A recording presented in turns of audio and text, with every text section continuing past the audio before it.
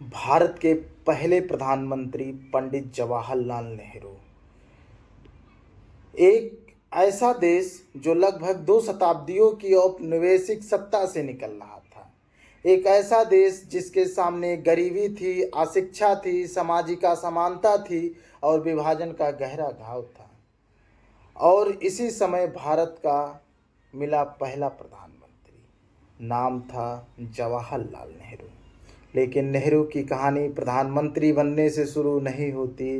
या कहानी शुरू होती है एक ऐसे बच्चे से जिसका जन्म एक संपन्न परिवार में हुआ था, लेकिन जिसके आगे चलकर अपना जीवन भारत के स्वतंत्रता आंदोलन को समर्पित कर दिया। आज हम जानेंगे जवाहरलाल नेहरू कौन थे, उनकी सोच कैसी बनी, महात्मा गांधी से उनका संबंध कैसा था और स्वतंत्र भारत की सत्ता तक पहुंचने से पहले उन्होंने किन संघर्षों का सामना किया। 14 नवंबर 1889 इलाहाबाद में एक बच्चे का जन्म हुआ। नाम रखा गया जवाहरलाल। उनके पिता ने मोतीलाल नेहरू। मोतीलाल उस समय के प्रसिद्ध वकीलों में शामिल थे। परिवार आर्थिक रूप से संपन्न था। जवाहरलाल का बचपन उस भारत के से बहुत अलग था जिनमें करोड़ों भारतीय गरीबी औपनिवेशिक शासन के बीच जीवन जी रहे थे। उन्हें घर पर ही प्रारंभिक शिक्षा मिली, लेकिन उनके जीवन की दिशा अभी तय नहीं हुई थी। आगे चलकर यही बालक इंग्लैंड जाएगा, वह शिक्षा प्राप्त करेगा और फिर वापस भारत लौटकर उस राजनीति में प्रवेश करेगा जो आने वाले दशकों में उसके जीवन का सबसे महत्वपूर्ण हिस्सा बनने वाली थी। अध्याय 2 में हम जानेंगे इंग्लैंड की शिक्षा कैसे प्राप्त की। जवाहरलाल नेहरू और उच्च शिक्षा के लिए इंग्लैंड भेजा गया। उन्होंने हार्वर्ड स्कूल में पढ़ाई की, बाद में कैम्ब्रिज में अध्ययन किया। उन्होंने प्राकृतिक विज्ञान का अध्ययन किया, फिर कानून की शिक्षा भी प्राप्त की। यह शिक्षा उनके व्यक्तिगत पर गहरा प्रभाव डालने वाली थी। यूरोप में रहते हुए उन्होंने आधुनिक विज्ञान, लोकतंत्र, समाजवाद और राजनीतिक विचार को करीब से समझा। लेकिन एक सवाल लगातार उनके भीतर मौजूद था, भारत गुलाम क्यों है और भारत की आज़ादी का रास्ता क्या हो सकता है। भारत वापसी। 1912 में जवाहरलाल नेहरू भारत लौटे। उन्होंने कानून के क्षेत्र में अपना करियर शुरू किया, लेकिन उनका मन केवल अदालत में चार दीवारी में नहीं था। भारत की राजनीतिक परिस्थितियां उन्हें लगातार आकर्षित कर रही थी। ब्रिटिश शासन के खिलाफ असंतोष बढ़ रहा था। भारतीय राष्ट्रीय कांग्रेस स्वतंत्रता की मांग को आगे बढ़ रही थी और इसी दौर में नेहरू का राजनीतिक जीवन धीरे धीरे आकार लेने लगा। गांधी से मुलाकात। 1916 में एक महत्वपूर्ण मुलाकात हुई। जवाहरलाल नेहरू की महात्मा गांधी से मुलाकात। दोनों की पृष्ठभूमि अलग थी। नेहरू आधुनिक पश्चिम शिक्षा से प्रभावित थे। गांधी भारतीय परंपरा, सत्याग्रह और अहिंसा को राजनीतिक संघर्ष का आधार बना रहे थे। लेकिन दोनों के बीच एक समान लक्ष्य था, भारत की स्वतंत्रता। समय के साथ गांधी और नेहरू का संबंध भारतीय स्वतंत्रता आंदोलन के सबसे महत्वपूर्ण राजनीतिक संबंधों में एक बन गया। गांधी ने नेहरू में भविष्य के भारत की नई पीढ़ी की आवाज़ देखी और नेहरू ने गांधी के नेतृत्व में जनता की राजनीतिक शक्ति को समझा। सहयोग और आंदोलन और जेल। 1920 के दशक में स्वतंत्रता आंदोलन ने नया रूप लेना शुरू किया। महात्मा गांधी के नेतृत्व में असहयोग आंदोलन शुरू हुआ। नेहरू भी इस आंदोलन में सक्रिय रूप से जुड़े। जब राजनीति उनके लिए केवल नेताओं की बैठकों तक सीमित नहीं थी, वे जनता के बीच जाने लगे, किसानों से मिले, ग्रामीण भारत को देखा और समझा कि स्वतंत्रता का अर्थ केवल सत्ता परिवर्तन नहीं है, हम भारतीय के जीवन में बदलाव भी जरूरी है। ब्रिटिश शासन के खिलाफ गतिविधियों के कारण उन्हें गिरफ्तार किया गया। जेल उनके राजनीतिक जीवन का बार बार आने वाला हिस्सा बनने वाली थी। किसानों और आम जनता से जुड़ाव। नेहरू के राजनीतिक विचार में किसानों का प्रश्न महत्वपूर्ण हो गया। उन्होंने देश की भारत का विशाल ग्रामीण समाज गरीबी और सामाजिक आर्थिक समस्याओं से जूझ रहा था। स्वतंत्रता आंदोलन को जनता से जोड़ना जरूरी था। यहीं से नेहरू की राजनीतिक में एक महत्वपूर्ण विचार मजबूत हुआ। स्वतंत्र भारत केवल राजनीतिक रूप से स्वतंत्र नहीं होना चाहिए, बल्कि आर्थिक और सामाजिक से भी आगे बढ़ना चाहिए। पूर्ण स्वतंत्रता का लक्ष्य। 1929 भारतीय राष्ट्रीय कांग्रेस का ऐतिहासिक लाहौर अधिवेशन। जवाहरलाल नेहरू कांग्रेस के अध्यक्ष चुने गए। यही वह दौर था जब कांग्रेस ने ब्रिटिश शासन से डोमिनियन स्टेट्स की बजाय पूर्ण स्वतंत्रता लक्ष्य बनाने की दिशा में निर्णायक कदम उठाया गया। 26 जनवरी 1930 को स्वतंत्रता दिवस मनाने का आह्वान किया गया। यह केवल एक राजनीतिक घोषणा नहीं थी, यह उस भारत की कल्पना थी जो अपने भविष्य का फैसला खुद करेगा। पूर्ण स्वराज, स्वतंत्रता, भारत की लक्ष्य। जेल और लेखन। स्वतंत्रता आंदोलन में सक्रिय भूमिका के कारण नेहरू को कई बार जेल जाना पड़ा, लेकिन जेल ने उनकी राजनीतिक सोच को रोक नहीं दिया, बल्कि जेल में उनके अध्ययन और लेखन का महत्वपूर्ण स्थान बन गई। उन्होंने इतिहास पढ़ा, विश्व राजनीति को समझा, भारत की सभ्यता पर विचार किया और भारत के भविष्य की कल्पना की। इसी बौद्धिक यात्रा से उनकी कई महत्वपूर्ण रचनाएं सामने आई। उनकी पुस्तक the discovery of India Bharat की इतिहास, संस्कृति और सभ्यता को समझने का उनका एक महत्वपूर्ण प्रयास थी। 1942 भारत छोड़ो आंदोलन। भारत के पहले प्रधानमंत्री जवाहरलाल नेहरू। भाग 2, राष्ट्र निर्माण से विरासत तक की। भारत आज़ाद हो चुका था, लेकिन आज़ादी के साथ भारत को एक ऐसी विरासत मिली थी जिसे संभालना आसान नहीं था। देश का विभाजन हो चुका था, लाखों लोग विस्थापित हुए, सांप्रदायिक तनाव मौजूद था, अर्थव्यवस्था कमज़ोर थी, गरीबी व्यापक थी, लोकतंत्र की नई व्यवस्था को ज़मीनी पर स्थापित करना था। ऐसे समय में भारत की बागडोर संभाल रहे थे पंडित जवाहरलाल नेहरू। अब सवाल यह नहीं था कि भारत अंग्रेज़ों से आज़ाद कैसे होगा, सवाल था आज़ाद भारत बनेगा कैसे। और इस सवाल का जवाब खोजने की शुरुआत हुई। अध्याय 1, आज़ाद भारत की पहली चुनौती। 1947 के बाद भारत के सामने सबसे तत्काल चुनौती थी विभाजन से प्रभावित लोगों का पुनर्वास। लाखों लोग अपना घर छोड़कर भारत और पाकिस्तान के बीच विस्थापित हुए। सरकार को उन्हें भोजन, आवास, रोजगार और सुरक्षा उपलब्ध कराने की चुनौती थी।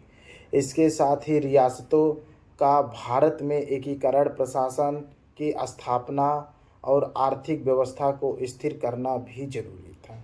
यह एक ऐसा भारत था जिसके पास संसाधन सीमित थे, लेकिन उम्मीदें बहुत बड़ी थीं।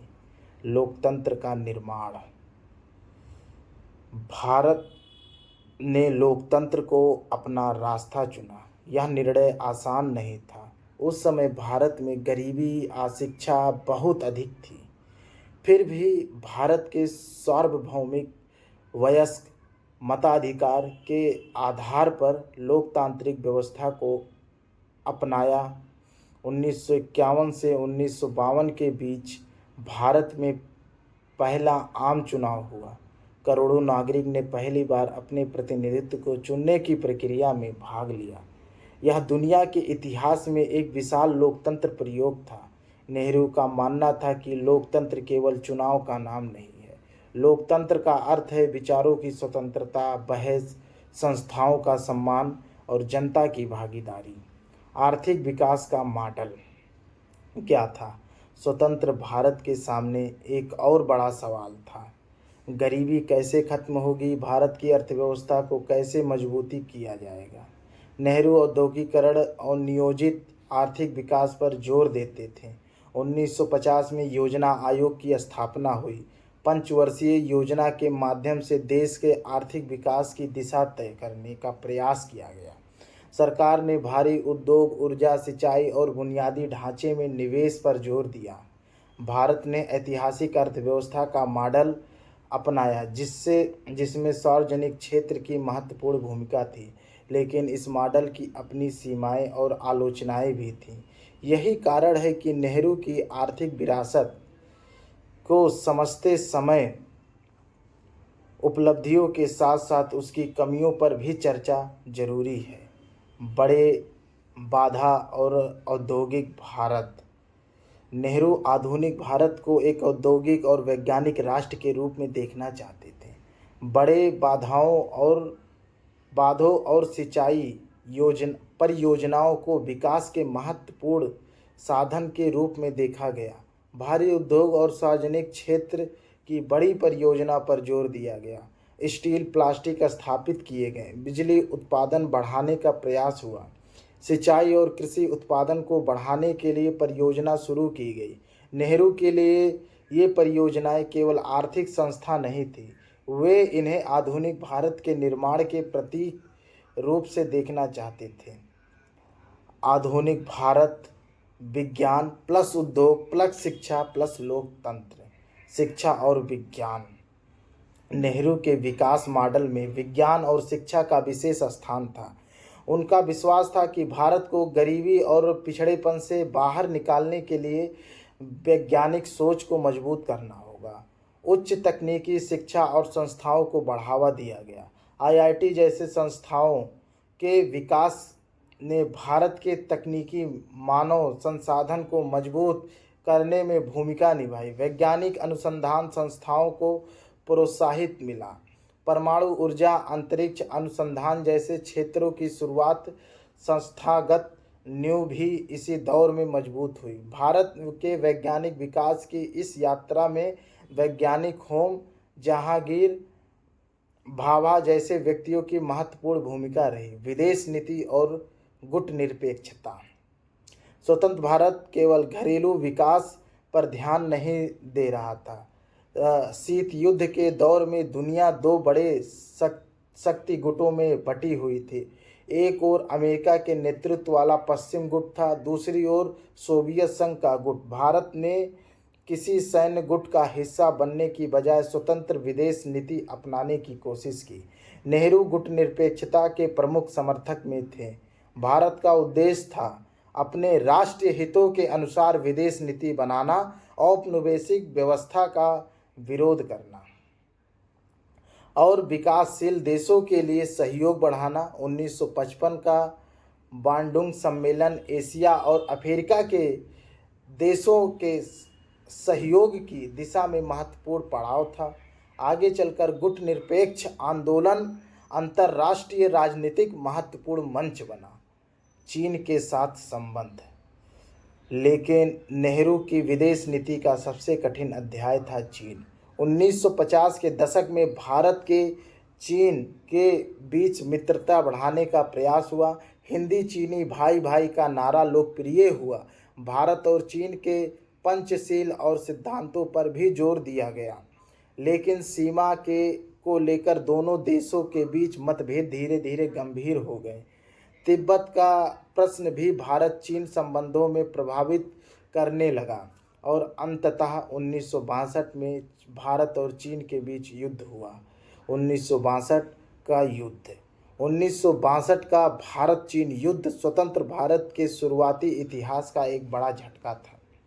भारतीय सेना को कठिन परिस्थितियों में लड़ना पड़ा। युद्ध ने भारत की रक्षा तैयारी और विदेश नीति को लेकर गंभीर सवाल खड़े किए गए। नेहरू के नेतृत्व में आलोचना तेज हुई। आलोचकों ने सवाल उठाया कि क्या भारत ने चीन के खतरे का सही आकलन किया था, क्या रक्षा तैयारी प्राप्त थी, और क्या विदेश नीति में अत्यधिक आदर्शवाद की सुरक्षा संबंधित वास्तविकताओं को पीछे और क्या विदेश नीति अत्यधिक आदर्शवाद ने सुरक्षा संबंधित वास्तविकताओं को पीछे कर दिया था। इन प्रश्न पर आज भी इतिहासकार और राजनीतिक विश्लेषकों पर बहस करते हैं। लेकिन यह भी तथ्य है कि 1962 के बाद भारत ने अपनी रक्षा क्षमताओं को मजबूत करने की दिशा में तेजी से कदम बढ़ाए। नेहरू की आलोचनाएं। जवाहरलाल नेहरू भारतीय इतिहास के ऐसे नेता हैं जिनकी विरासत पर आज भी व्यापक बहस होती है। उनके समर्थक कहते हैं कि उन्होंने लोकतंत्र, वैज्ञानिक सोच, संस्थागत विकास और आधुनिक उद्योग भारत की नींव मजबूत की। आलोचकों उनके आर्थिक मॉडल, नौकरशाही के विस्तार, रक्षा नीति और चीन के प्रति दृष्टिकोण पर सवाल उठाते हैं। इसलिए नेहरू को समझने के लिए केवल प्रशंसा या केवल आलोचना पर्याप्त नहीं है। इतिहास को समझने के लिए दोनों पक्षों को देखना जरूरी है, क्योंकि इतिहास अक्सर काला और सफ़ेद नहीं होता। उसमें उपलब्धियां भी होती हैं, गलतियां भी, सफलताएं भी और असफलताएं भी।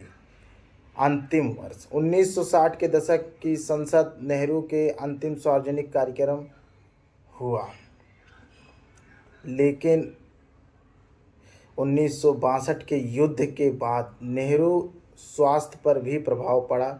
फिर वे देश के विकास और लोकतांत्रिक व्यवस्था को आगे बढ़ाने में सक्रिय रहे। 27 मई 1964 को जवाहरलाल नेहरू का निधन हो गया। भारत ने अपना पहला प्रधानमंत्री खो दिया, लेकिन उनके द्वारा स्थापित संस्थाएं और उनके विचार भारतीय राजनीतिक सार्वजनिक जीवन में लंबे समय तक प्रभाव डालते रहे। नेहरू की अंतिम विरासत। जवाहरलाल नेहरू का जीवन केवल एक प्रधानमंत्री का जीवन नहीं था, वह उस पीढ़ी की कहानी थी जिसने गुलामी देखी, स्वतंत्रता के लिए संघर्ष किया और फिर एक नए भारत के निर्माण की कोशिश की।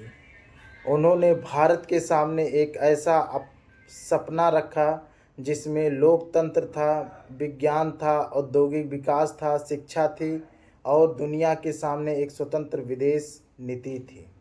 लेकिन उनके कार्यकाल में गलतियां भी हुई, कुछ फैसलों की आलोचनाएं हुई और कुछ फैसलों का प्रभाव आने वाली पीढ़ियों तक महसूस किया गया। शायद यही इतिहासकार की खूबसूरती है।